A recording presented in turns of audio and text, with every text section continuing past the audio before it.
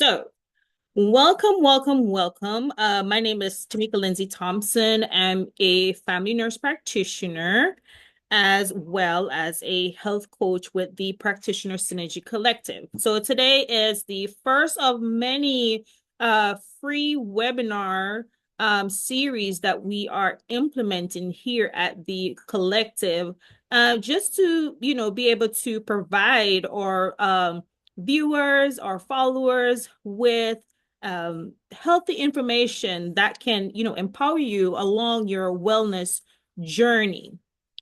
So moving right along, today is about diabetes and diet. So a lot of persons suffer from diabetes or you're on a wellness journey trying to lose weight. So today we're going to delve into choosing the right foods and most importantly, being able to read those food labels because it's very important for us to read the food labels to get a adequate idea of what we're putting in our bodies and how it can actually impact. So on today's agenda we're going to be looking on how diet impacts diabetes and how to manage your diabetes and learn to build balanced food, blood sugar friendly meals. We're going to be looking at healthy versus unhealthy carbohydrates and their sources. We're going to be delving into examples of these. And of course, we mentioned before that we're going to be looking at the food labels and being able to confidently interpret, read these food labels while we're at the store to ensure that we're bringing home healthy options, okay? Then we're going to be applying practical tips for dining out. So a lot of the times, life gets busy. We're not able to prepare meals at home, but I want us to be able to confidently dine out while still, choosing those healthy food options. And then we're going to look at some of the myths surrounding with foods and diabetes, just to, keep you informed and empowered about your diet.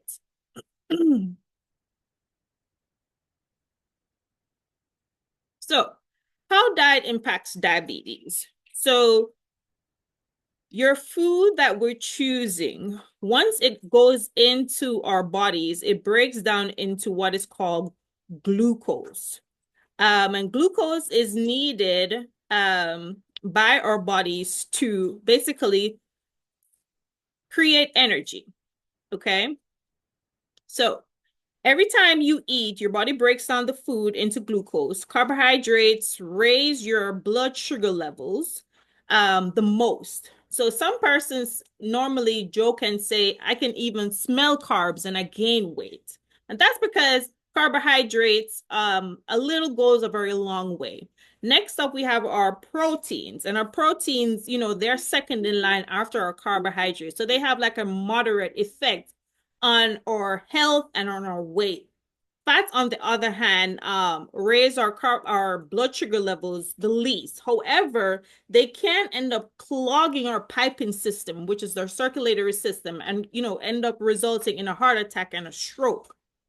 So insulin, have we ever heard of the term insulin? Okay, if we've heard of the term insulin, I want you to put a syringe icon or emoji icon in the chat if you've ever heard of the term insulin. Okay, this is the hormone that helps your body use that sugar basically to make it into energy. So if you have diabetes, your body may not make enough insulin, or on the other hand, doesn't use it well. So for my type 1 diabetic patients, these are the persons who are unable to make insulin versus my type 2 diabetes patients who are not really utilizing the insulin effectively. And there's a third group of patients with what is called metabolic syndrome, where you have insulin insensitivity. Same thing, not being able to use that insulin hormone effectively to break down the sugars for energy in the body. Okay, so it can either help your insulin work better or make it harder for your body. So let's picture this. You eat a candy bar, your blood sugar spikes, right? But if you eat a balanced meat, say, for example, a grilled chicken, for example, a grilled chicken salad or with a little brown rice and broccoli, your blood sugars won't spike. So your body will take a little bit longer for it to use that blood sugar to distribute it in the body and break it down and process it, okay? Versus eating something what is considered like a simple sugar, so like your orange juice, your apple juice, your hard candy, it will spike your blood sugar because it doesn't take a lot of time to break it down into sugar, okay? So you want to be focusing on foods that are nutrient dense and don't spike your blood sugar. So they're basically carb steady is what the term is used. So we spoke about the plate method, okay? So I love to use the analogy of my hand, all right? So I love to tell my clients, my patients at the clinic that when you are portioning out your meals, right? You want to make sure that your protein, so that's your meats or whatever, if it's plant-based protein like your lentils, gazama beans, your kidney beans, lima beans, any form of protein should be able to fit in the palm of your hand. So that's about half a cup if you should measure it with a measuring cup. But if you use the palm of your hand as a guide, it should be able to help you to determine how much protein you should be putting on that plate, which works out to be a fourth of that plate, okay? Then when it comes to your carbohydrates, I like to say 1 carb per meal. Too often, the culture is for us to have 2 or more carbs. So for example, we will have rice on one side, we have a little mac and cheese, we have a little biscuit on the other end. And then sometimes we may even have a cold pasta on the plate. That's too many carbs. That's too many carbs. And what that does is it increases your blood sugar levels and it increases your weight. And a lot of times people say, well, I'm not eating that much. I'm only eating 1 meal per day. But then if you look at it, and we're going to look at the food labels here in a second, if you look at it, it has enough calories to serve you for about 5 different meals when you break it down and look at each component. So I normally recommend 1 carbohydrate. So your carbohydrate foods are like your corn, your biscuits, your mac and cheese, your pasta, your rice. And it doesn't matter if it's white or brown, it still breaks down into sugar. May not, break it down immediately, but eventually it all breaks down into sugar in the body. Okay? So you want to make sure that your carbohydrates can fit on the back of your fist. So we said the palm of your hand between the 2 spaces for your protein. Okay, and you want to do lean protein. So your lean proteins are like your chicken breasts.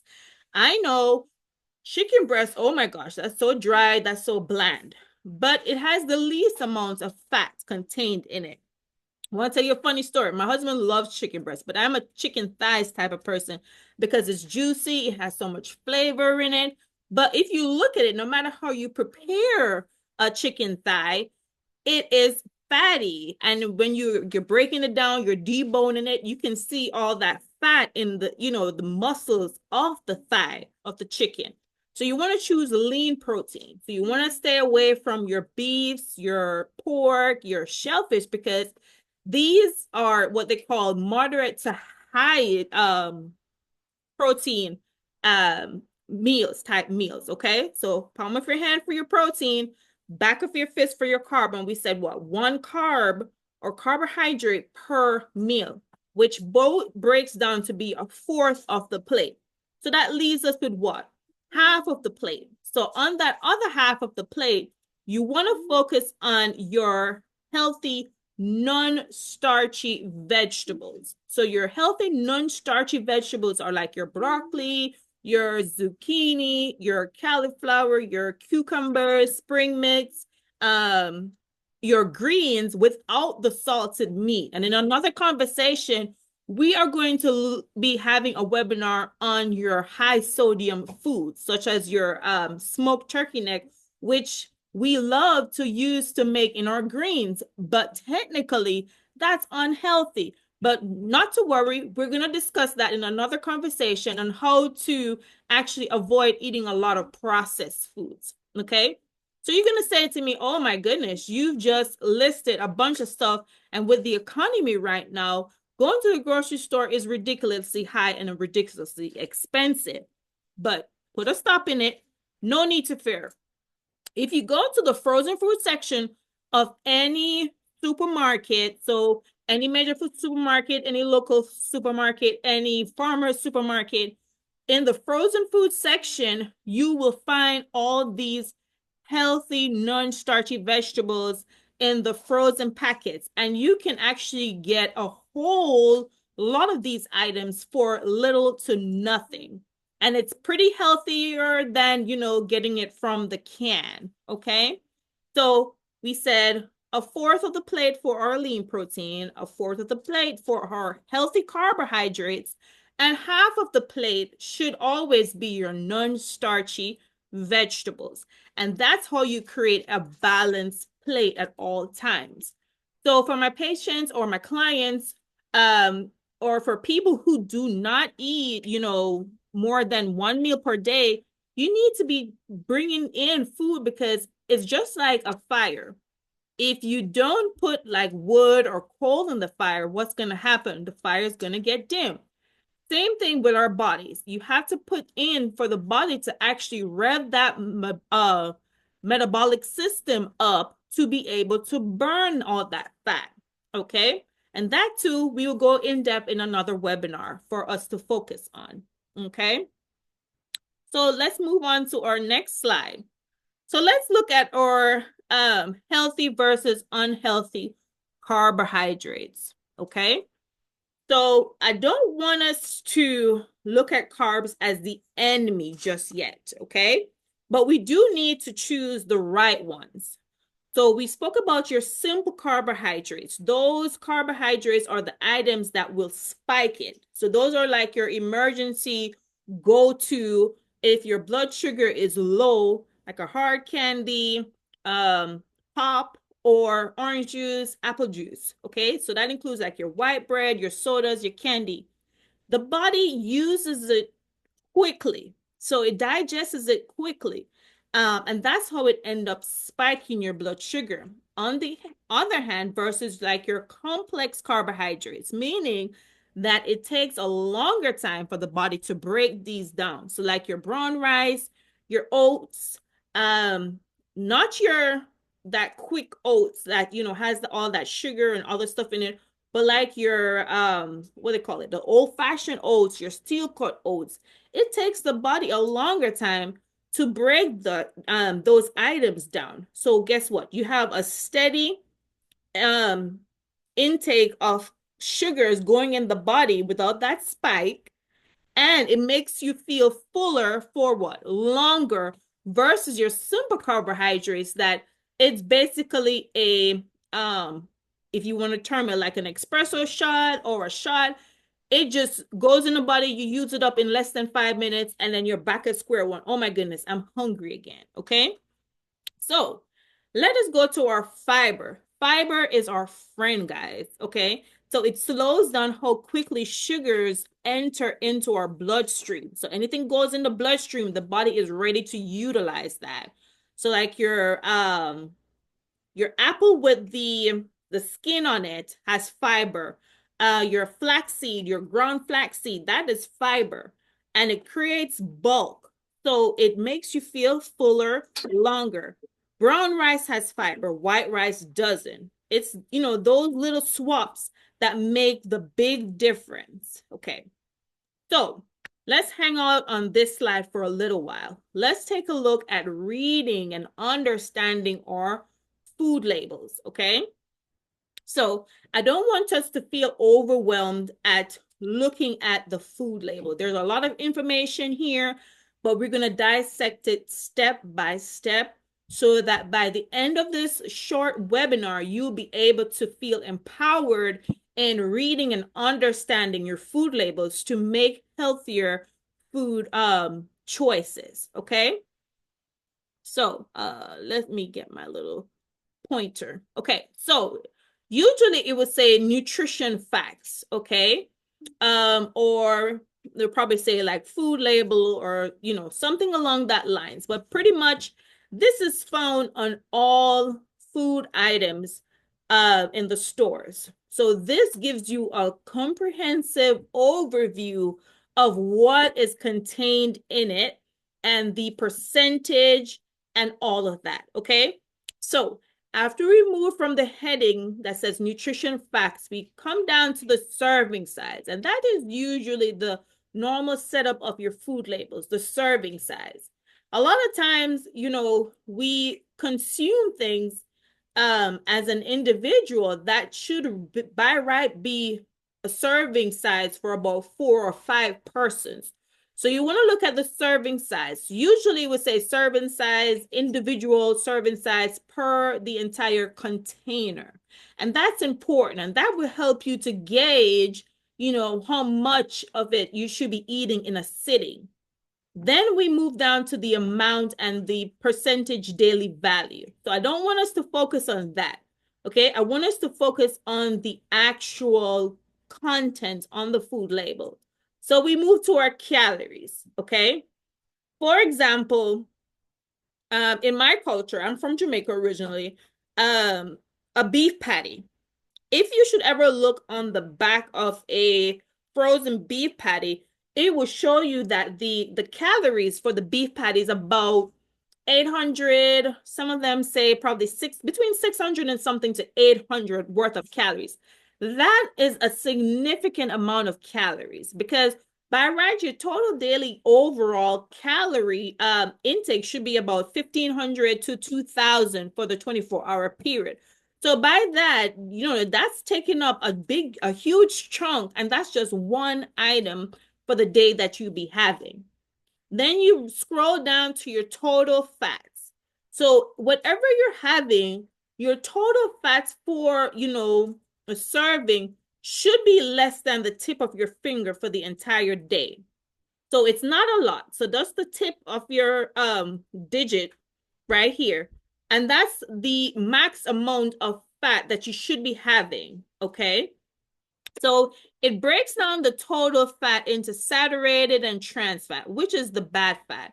And fats in general, when you go to your, for your follow-up on your wellness labs, it will show your what is called like your lipid panel.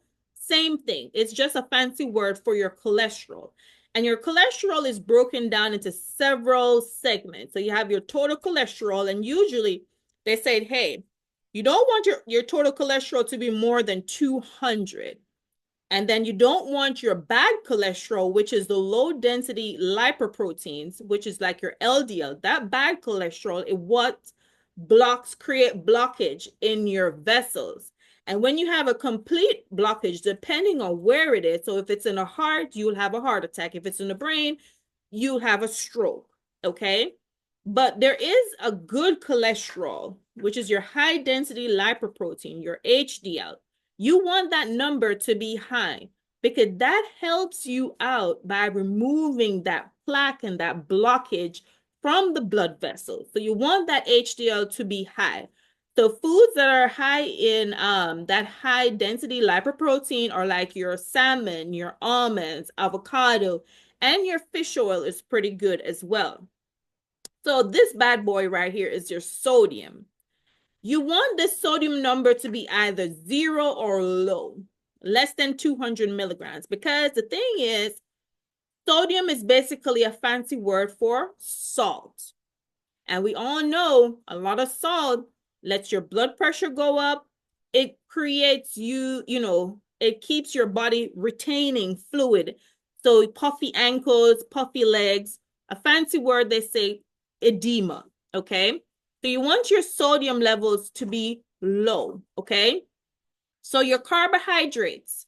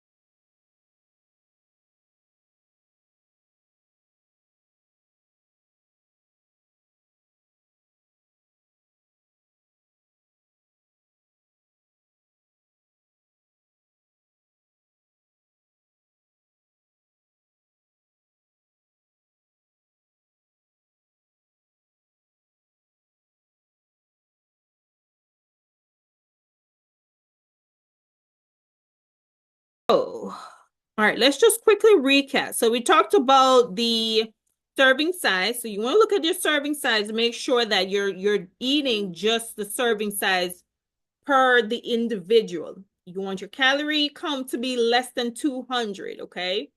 You don't want a lot of fat. Tip of the finger for the fat, okay? And then for your cholesterol, you don't want a lot of cholesterol in there, nor do you want a lot of sodium. Your carbs. So your carbohydrates will show by the gram and then by the percentage. So you don't want a high amount of carbohydrate content. Fiber is good. And then this label doesn't show, additional sugars. But normally you will have the total sugars, and then there are some food items that have a total sugars plus additional sugars, guys.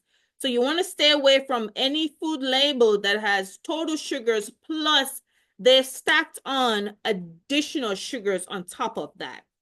Protein isn't bad. And then usually at the very bottom, the minute stuff like your potassium, your iron, your calcium, vitamin A, vitamin C levels, okay? So you want to be mindful of that, okay? So we said fiber is your best friend because what?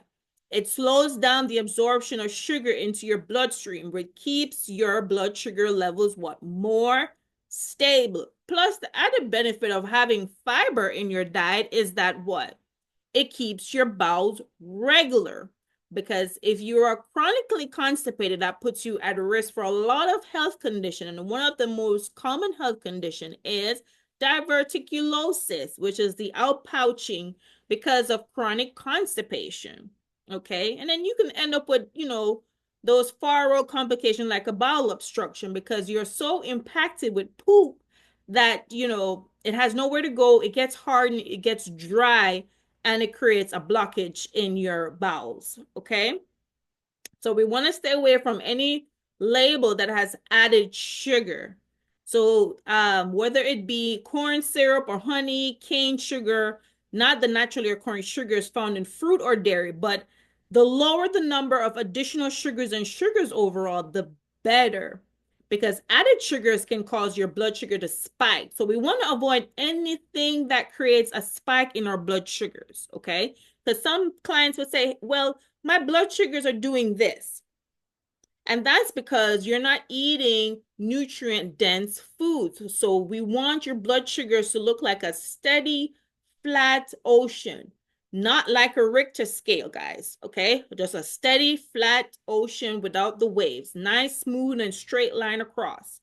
Okay. So let's compare two yogurts. Yogurt A has 15 grams of total carbohydrates, 8 grams of sugar, and 1 gram of fiber.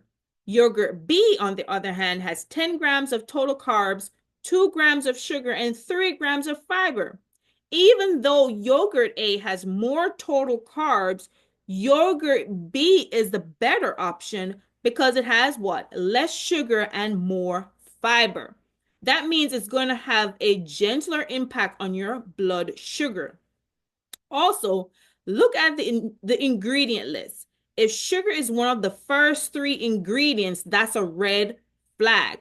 Watch out for hidden names like dextrose, maltose, or fruit juice concentrate.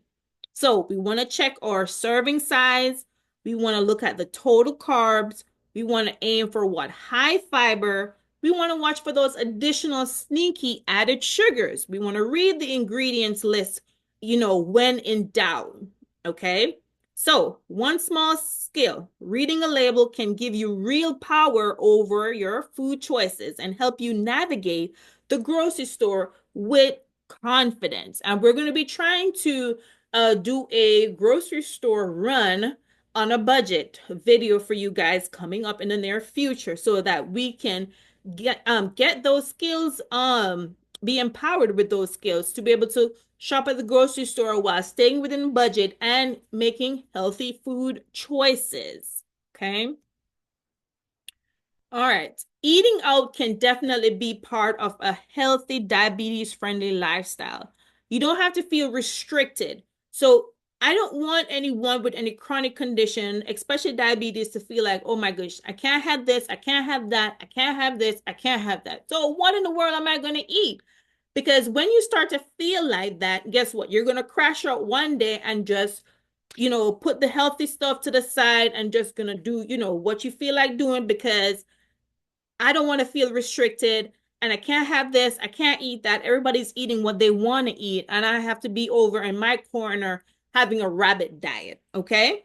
No, I want you to be able to monitor your blood sugar, read those food labels confidently, and still enjoy, your little treats here and there while still maintaining that, regular plateau without having that Richter scale effect of your blood sugar levels. Okay.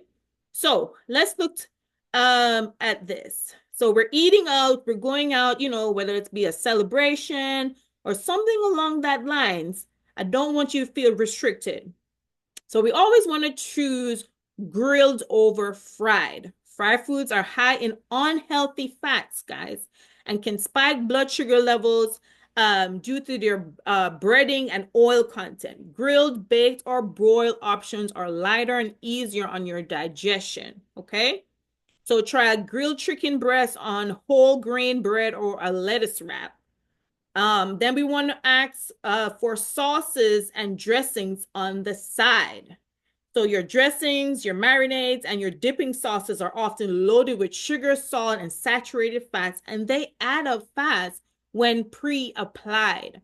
So you want to ask them to separate or put your sauce on the side so you can navigate and gauge how much is applied on your plate. So use your fork to dip into the dressing before each bite instead of pouring it on. You'll use less and still get that great flavor that you're looking for.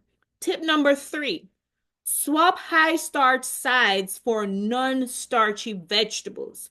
So your French fries, your white rice, or your pasta can raise your blood sugar quickly, especially when combined with a high carb main dish. Okay. So instead, ask for steamed vegetables, a side salad, roasted Brussels sprouts, or sauteed spinach. Um, Sauteed zucchini with bell peppers, a little carrots on the side. It's really good, guys. It's really, really good. Have that with a 4-ounce or a 6-ounce salmon on the side. Lovely. Okay. So I want you to do, instead of cheeseburger with fries, try bunless burger with a side salad and grilled zucchini. So we want to do like a grilled salmon with steamed broccoli and a house salad on the side with water with lemon or unsweetened iced tea. So the meal must be rich in protein, fiber, and healthy fats with minimal refined carbs, right? So you still get your fullness and you still get to, eat out and feel like everyone else. So you're not left out. Okay. So you have to make the swap, healthy swap, small healthy swaps. So you still want to be mindful of your portion sizes because restaurants sometimes have double the individual serving size. So consider boxing up half of the meal before you start so that you don't go over the serving size recommended for one individual. So that's another bonus tip for you guys. Skip the bread basket or ask the server not to bring it if it becomes tempting. And instead, ask them to start you off with a house salad. Okay? Scan the menu ahead of time. Most restaurants post nutrition information online. So if you know you have a gathering coming up, go online, peruse the menu, kind of research and kind of see, what can I enjoy from this menu while still, eating out or dining out with friends. Okay. So we want to make mindful choices, not missing out, but you still want to plan ahead and make those small swaps so you can enjoy the experience. Okay. So let's get to the myth busting section. So myth number 1, all carbs are bad. So far, if you've been listening, you've heard that not all carbs are created equal and your body needs them for energy. The key is choosing complex carbohydrates that are high in fiber and nutrients. Okay, so like your quinoa, your brown rice, your oats, your lentils, and your black beans are just some examples of your complex carbohydrates that are better. Okay, carbs to limit or avoid your white bread, your pastries, your sugary cereals, sodas and sweetened drinks, candies and chips, and popcorn. Instead of eliminating carbohydrates, focus on quality and um, your quantity. Look at the quantity. Pair carbs with protein or healthy fat to soften the blood sugar impact. Myth number 2. You can't ever have dessert. Oh, that's the forbidden. No, you can enjoy your desserts, but just in moderation and with a little planning. A small dessert after a balanced meal that includes protein and fiber has less of an impact on your blood sugar than eating it by itself.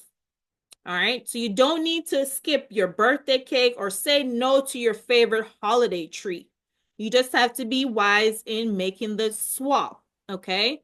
So here are some strategies for choosing your dessert. Choose fresh fruit with a sprinkle of cinnamon or a dollop of Greek yogurt. Share dessert when eating out so you don't overeat your dessert. Bake with alternatives like almond flour or with less sugar. Have a small piece of dark chocolate after a salmon and veggie dinner. That balance of nutrients helps buffer the sugar. So the aim in everything that we're talking about today is to prevent that Richter scale effect of your blood sugar levels. Myth number 3, you need to buy diabetic foods. Truth, products labeled diabetic friendly are often overpriced and not any better than the regular stuff. They're made with, um, genetically modified ingredients or processed items. So not because they say, oh, it's a diabetic meal means that it's any healthier. It all goes back to that label, looking and see what the ingredients. If the ingredients are more than 10 words across and we can't pronounce it, just put it back on the shelf and move along. That means it's not good for you. Okay? So many of them contain your sugar alcohols, artificial ingredients, or still have high carbs. Whole, minimally processed foods are the real diabetic friendly options. So your cookies, your snacks, your treats with less sugars are better. So we want to focus on real food, guys. Stay away from the processed stuff. So your vegetables, your lean protein, your whole grains, your healthy fats, and read the label regardless of the front package claims. So myths create fear and confusion, and that's where I come in as your health coach, where I debunk these myths and I help you to create a wellness plan, a meal prep plan that is suited to what you have going on, whether it be just to lose weight, maintain a healthy weight, energy levels, or to manage your chronic health conditions. Okay, so I'm that accountability partner to help you to navigate all of this. So I want to leave you with this thought. This journey isn't about perfection, it's about progress. Every small choice you make matters. Maybe for you, the next step is swapping white bread for whole grain. I can hear my husband saying, whole grain, no. Or maybe it's just, pausing to read one nutritional label a day.